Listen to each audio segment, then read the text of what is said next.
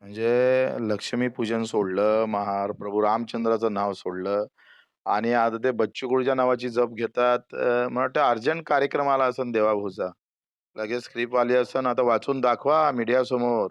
बच्चू कडू शेतकरी, मजूर, आमचा दिव्यांग मच्छीमार आणि आमच्या मेंढपाळांसाठी लढताय. तुम्ही आळवे व्हा. आता येणार हे आळवे. त्यांना शेतकरी मजुरांचं काही लेनदेन नाहीये. माझ्या आमदारकीचे काय विचार करताय? तुम्ही किती लाचार आहे हो. तुम्ही थोडं बघा. तुम्ही पहिले राष्ट्रवादी काँग्रेसचा पाठिंबा घेतला. माझाही पाठिंबा घेतला होता तुम्ही पहिल्यांदा निवडून यायच्या वेळेस. माझे फोटो लावले होते भातकुलीत आणि विसरले सगळे. आणि लगेच तुम्ही भाजपाचं सत्ता आली तर भाजपाचे पाठिंबा घेऊन लढताय. किती लाचारी असली पाहिजे. बच्चू कडूनं एकाचाही पाठिंबा घेतला नाही आयुष्यात. आणि तुमचा स्वाभिमान पक्ष फक्त नावापुरता आहे. बच्चू कडू आयुष्यभर स्वाभिमानासारखा जगला आहे.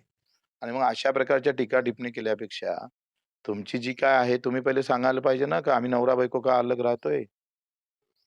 एक भाजपामध्ये, बायको भाजपात आणि तुम्ही स्वाभिमानमध्ये. ही नौटंकी नाही वाटत तुम्हाला? थोडीशी वाटते का लाज? असन तर? आणि फक्त शेतकरी विरोधी आहे तुम्ही. आणि शेतकऱ्यासाठी बोलायला लागल्याबरोबर लगेच कार्यक्रम आल्याबरोबर तुमचं सुरू झालंय. राहिला आमच्या आमदारकीचा प्रश्न. मेल्यावरही आणि मरेपर्यंतही, जिवंत असेपर्यंतही बच्चू कडू कोणाच्या पाठिंब्यानं आमदार होणार नाही. आम्ही स्वतःच्या ताकदीवरच राहू.